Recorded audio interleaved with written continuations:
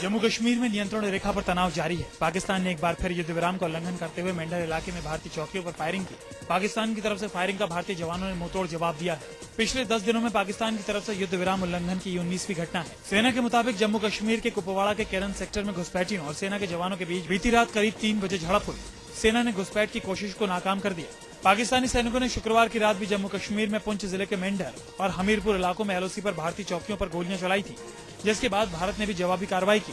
इससे पहले पाक सेना ने एलओसी पर करगिल और द्रास सेक्टर में भी फायरिंग की थी।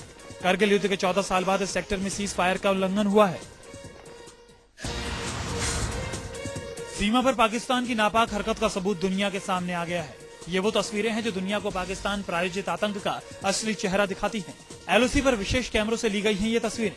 इन तस्वीरों में आप साफ देख सकते हैं कि 2 आतंकी घुसपैठ की कोशिश कर रहे हैं।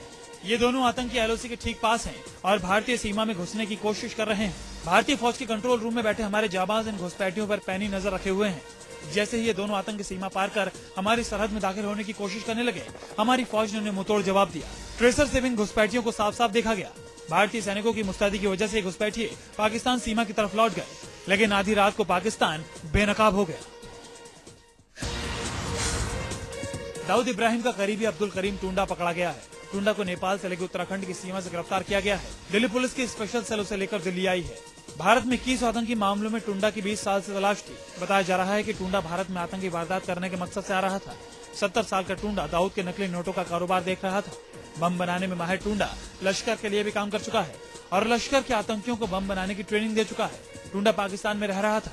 एनडीए सरकार के जमाने में पाकिस्तान को जिन 20 आतंकियों के लिए सौंपी गई थी, उसमें टुंडा का भी नाम था। हालांकि बाद में लिस्ट से उसका नाम हटा लिया गया था। 2008 के मुंबई हमलों के बाद वो अंडरग्राउंड हो गया था। नरेंद्र मोदी की अगुवाई वाली भारतीय जनता पार्टी की राष्ट्रीय प्रचार समिति की आज दिल्ली में एक बैठक हुई। सुबह 11 बजे से शुरू हुई ये बैठक शाम 5 बजे तक चली। आज हुई बैठक में मिशन 2014 और 5 राज्यों के विधानसभा चुनावों को लेकर रूपरेखा तैयार की गई। आज मोदी ने पार्टी नेताओं से उनके काम का हिसाब लिया। पिछले महीने हुई बैठक में मोदी ने चुनाव से जुड़े कामों के लिए बनी उप समितियों को अलग अलग जिम्मेदारियां दी थी, जिसका आकलन आज की बैठक में किया गया। इसके अलावा अलग अलग राज्यों के प्रभारियों से उनकी ओर किए गए कामों का भी ब्यौरा लिया गया। वहीं राजनाथ सिंह ने कहा कि पार्टी इस बार अपने ही दम पर 272 सीटें लाएगी। इसके लिए सभी राज्यों में पार्टियां बड़ी रैलियां करेगी। आज हुई इस बैठक में हिस्सा लेने के लिए पार्टी के वरिष्ठ नेता लालकृष्ण आडवाणी भी पहुंचे। इससे पहले उम्मीद थी कि शनिवार की तरह आज भी बैठक में आडवाणी मौजूद नहीं होंगे।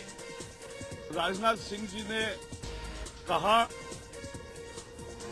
कि हम पूरे आत्मविश्वास से चुनाव का सामना करेंगे और 272 सीटों से ज्यादा सीटें पाने का खुद के बलबूते पर। पूरा देश प्याज की आसमान छूती कीमत के बाद प्याज के आंसू रोने को मजबूर है, लेकिन दिल्ली में इसे लेकर सियासत तेज हो गई है। कांग्रेस के बाद अब बीजेपी भी प्याज के बाजार में कूद गई है। दिल्ली में सीएम शीला दीक्षित के प्याज के स्टॉल को मुकाबला देने के लिए बीजेपी भी प्याज की दुकान के साथ बाजार में आ गई। जहां शीला दीक्षित के सरकारी स्टॉल्स पर 1 किलो प्याज 50 रुपए में बिक रहा है, वहीं बीजेपी 1 किलो प्याज के लिए 40 रुपए ले रही है। गौरतलब है कि प्याज की कीमत को लेकर दिल्ली में 15 साल पहले वाले हालात बन गए हैं। 15 साल पहले भी कुछ इसी तरह प्याज की कीमत आसमान पर पहुंच गई थी।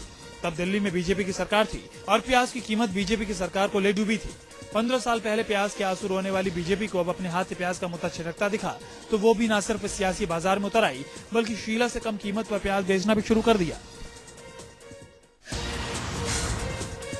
जोधा अकबर सीरियल को लेकर विरोध की आवाज बुलंद होती जा रही है। दिल्ली के जंतर मंतर में जोधा अकबर सीरियल का विरोध कर रही भीड़ पर खूब बरसे सरकारी डंडे। बालाजी टेलीफिल्म्स के सीरियल जोधा अकबर को लेकर कुछ राजपूत संगठनों ने नाराजगी जाहिर की है। इसी मसले पर विरोध प्रदर्शन कर रहे अखिल भारतीय क्षत्रिय महासभा समर्थकों को तितर बितर करने के लिए पुलिस ने जमकर लाठियां भांजी। अखिल भारतीय क्षत्रिय महासभा ने जोधा अकबर को लेकर अपनी नाराजगी पहले ही जाहिर कर दी थी। हरियाणा और राजस्थान में दर्जनों जगहों पर राजपूत समाज के लोगों ने विरोध प्रदर्शन भी किया था। आज दिल्ली में प्रदर्शन के दौरान पुलिस ने वाटर कैनन का इस्तेमाल किया और लोगों को दौड़ा दौड़ा कर पीटा। जोधा अकबर को लेकर राजपूत समाज का सख्त रवैया शुरू से ही रहा है। सीरियल की प्रोड्यूसर एकता कपूर ने सीरियल का नाम बदलने की बात भी कही थी। आरजेडी सुप्रीमो लालू प्रसाद के साले और कांग्रेस के नेता साधु यादव की गुजरात के मुख्यमंत्री नरेंद्र मोदी से मुलाकात और उसके बाद सियासी गलियारे में हो रही चर्चाओं से बिहार के बीजेपी नेता नाराज हैं। पूर्व उप मुख्यमंत्री सुशील मोदी ने साधु यादव और नरेंद्र मोदी की मुलाकात पर कहा है कि कोई भी किसी से मिल सकता है, इस पर कोई पाबंदी नहीं है, लेकिन साधु के बीजेपी में शामिल होने का सवाल ही पैदा नहीं होता। उधर कांग्रेस आलाकमान ने साधु यादव के खिलाफ कार्रवाई करने की तैयारी कर ली है। बताया जा रहा है कि साधु यादव की नरेंद्र मोदी से मुलाकात के बाद ज्यादातर पार्टी नेता नाराज हैं और वो उनके खिलाफ कार्रवाई चाहते हैं। गौरतलब है कि साधु यादव ने नरेंद्र मोदी से मुलाकात की थी और उसके बाद उधर कांग्रेस आलाकमान ने साधु यादव के खिलाफ कार्रवाई करने की तैयारी कर ली है। बताया जा रहा है कि साधु यादव की नरेंद्र मोदी से मुलाकात के बाद ज्यादातर पार्टी नेता नाराज हैं और वो उनके खिलाफ कार्रवाई चाहते हैं। गौरतलब है कि साधु यादव ने नरेंद्र मोदी से मुलाकात की थी और उसके बाद कहा था कि नरेंद्र मोदी राहुल गांधी से बेहतर प्रधानमंत्री हो सकते हैं। मुलाकात का अर्थ शामिल होना नहीं है। राजनेता हैं, किसी राज्य के मुख्यमंत्री हैं, कोई व्यक्ति उस राज्य में गया है, मिलना चाहता है तो कोई भी समय दे सकता है। हरियाणा की जींद में एक ही परिवार के 4 बच्चों के गायब होने के बाद एक एक कर सभी के शव बरामद होने से सनसनी फैल गई है। इस सनसनीखेज मामले में करीब 7 दिनों के बाद जींद पुलिस ने चौंकाने वाला खुलासा किया है। पुलिस ने खुलासा किया है कि इन 4 मासूमों की हत्या की वारदात को उनके पिता ने ही अंजाम दिया है। बच्चों के पिता पर आरोप है कि वो अपने 4 बच्चों को लहरें दिखाने के बहाने मोटरसाइकिल पर बैठाया और घर से करीब 1 किलोमीटर दूर भाखड़ा नहर पर ले गए, जहां 4 को नहर में धकेलकर वो वापस घर लौट आए। पुलिस के मुताबिक आरोपी शख्स ने किसी महिला के साथ अवैध संबंधों के चलते इस वारदात को अंजाम दिया। रामेश्वर को जो है 4 बच्चों को मोटरसाइकिल पर उठाते हुए और नहर की तरफ ले जाते हुए दिखा है। तो तकरीबन 1.25 घंटे के बाद जब रामेश्वर वापस लौटा है तो उस वक्त उसकी मोटरसाइकिल पर उसके साथ में बच्चे नहीं थे। अलीगढ़ में शुक्रवार देर रात हुए हादसे में केमिकल से भरा ट्रक धू-धू कर जल गया था। इस घटना में ट्रक की चपेट में आने से 2 लोगों की जिंदा जलने से दर्दनाक मौत हो गई। मामला अलीगढ़ के पौष इलाके रामघाट रोड का है। ट्रक में आग लगने से बहुत तेज धमाका हुआ, जिससे पूरे इलाके में हड़कंप मच गया। गैस रिसाव से पूरे इलाके में केमिकल की बदबू से लोग परेशान हो गए। लोगों को सांस लेने में काफी परेशानी हो रही थी और वो अपना घर छोड़ने को मजबूर हो गए। दमकल कर्मियों ने देर रात आग पर काबू पा लिया था, लेकिन सबसे बड़ी चुनौती ट्रक में रखी टनों क्लोरीन गैस की थी, जिसके कारण पुलिस प्रशासन के भी हाथ पैर फूल गए थे। ट्रक में क्लोरीन गैस से भरे 23 सिलेंडर रखे थे और हर सिलेंडर में तकरीबन 900 किलोग्राम गैस थी। अलीगढ़ प्रशासन ने रात 11 बजे हाईवे को जाम करके टेक्निकल टीम की देखरेख में जले हुए ट्रक में से क्लोरीन गैस से भरे सभी सिलेंडरों को दूसरी गाड़ियों में लादकर शहर से बाहर रवाना कर दिया। आईएएस दुर्गा शक्ति नागपाल ने अखिलेश सरकार के आरोप पत्र पर अपना जवाब सौंप दिया है। खादलपुर गांव की मस्जिद दीवार मामले में निलंबित आईएएस दुर्गा शक्ति नागपाल को उत्तर प्रदेश सरकार ने मस्जिद दीवार ढहाने को लेकर आरोप पत्र जारी किया था और जवाब के लिए 4 अगस्त तक की मोहलत दी थी।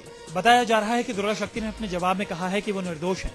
बताया ये भी जा रहा है कि नागपाल ने उत्तर प्रदेश के मुख्य सचिव जावेद उस्मानी और मुख्यमंत्री की सचिव अनीता सिंह से मिलकर सफाई दी थी। गौरतलब है कि दुर्गा शक्ति नागपाल के निलंबन पर पूरे देश में जबरदस्त प्रतिक्रिया मिली थी। देश के आईएएस लॉबी से लेकर सियासी गलियारों में अखिलेश सरकार को बहुत फजीहत का सामना करना पड़ा है। लंदन में एक सिख बुजुर्ग के साथ मारपीट का एमएमएस सामने आने से सनसनी फैल गई। देखिए कैसे ये लड़की 80 साल के भारतीय बुजुर्ग को पहले गाली देती है, फिर मारने के लिए दौड़ती है। लड़की के साथ कुछ और लोग मौजूद हैं। बुजुर्ग भारतीय शख्स लड़की से दूर खड़ा है, लेकिन लड़की का पारा 7वें आसमान पर है। इसने ना आओ देखा ना ताओ, टूट पड़ी बुजुर्ग पर। लंदन में मारपीट की शर्मनाक घटना का वीडियो सामने आने के बाद लंदन पुलिस ने आरोपी लड़के को गिरफ्तार कर लिया है। आपको बता दें कि ये घटना 10 अगस्त शाम 5:30 बजे की है। कवेंट्री सिटी सेंटर के पास ट्रिनिटी स्ट्रीट में हुई इस घटना की तस्वीरों में आप साफ देख सकते हैं कि 80 साल के बुजुर्ग सिख पर लड़की ने हमला कर दिया। पहले उसने किक मारने की कोशिश की और फिर घूंसे भी चला। बुजुर्ग ने खुद को बचाने की कोशिश की, लेकिन वो नाकाम रहे। आखिरकार वो लड़खड़ा कर गिर गए।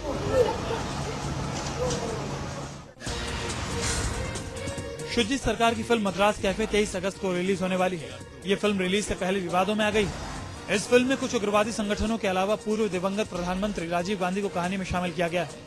मद्रास कैफे फिल्म की कहानी पहले ही लिट्टे प्रमुख प्रभाकरण की वजह से विवादों में थी, लेकिन अब फिल्म के किरदार का हूबहू राजीव गांधी की तरह दिखना नए विवादों को जन्म दे रहा है। हालांकि कांग्रेस पार्टी की तरफ से अभी तक कोई प्रतिक्रिया नहीं आई है। फिल्म की कहानी श्रीलंका और भारत के रिश्ते पर है और लोगों का मानना है कि इसमें लिट्टे और प्रभाकरण प्रकरण पर विशेष रूप से प्रकाश डाला गया है। हालांकि निर्देशक शुजित सरकार इस बात से पूरी तरह सहमत नहीं है। भारतीय अंतरिक्ष अनुसंधान संगठन यानी इसरो 19 अगस्त को अत्याधुनिक संचार उपग्रह GSAT-14 का प्रक्षेपण करेगा। इस उपग्रह को GSLV D5 रॉकेट से लॉन्च किया जाएगा। इस रॉकेट में स्वदेश निर्मित क्रायोजेनिक इंजन का इस्तेमाल होगा। करीब 1980 किलोग्राम वजनी GSAT-14 के लिए 29 घंटों की उल्टी गिनती आज 11:50 पर शुरू हो गई। आपको बता दें कि 2010 में 2 बार इसरो को GSLV प्रक्षेपण यान मिशन में निराशात लगी थी। इसके बाद इसरो का अब ये पहला मिशन है। इसरो के अध्यक्ष राधाकृष्णन ने कहा कि संचार उपग्रह GSAT ले जाने वाली GSLV D5 प्रक्षेपण के लिए तैयार है और पूरी उम्मीद है कि सफलतापूर्वक इसका प्रक्षेपण होगा।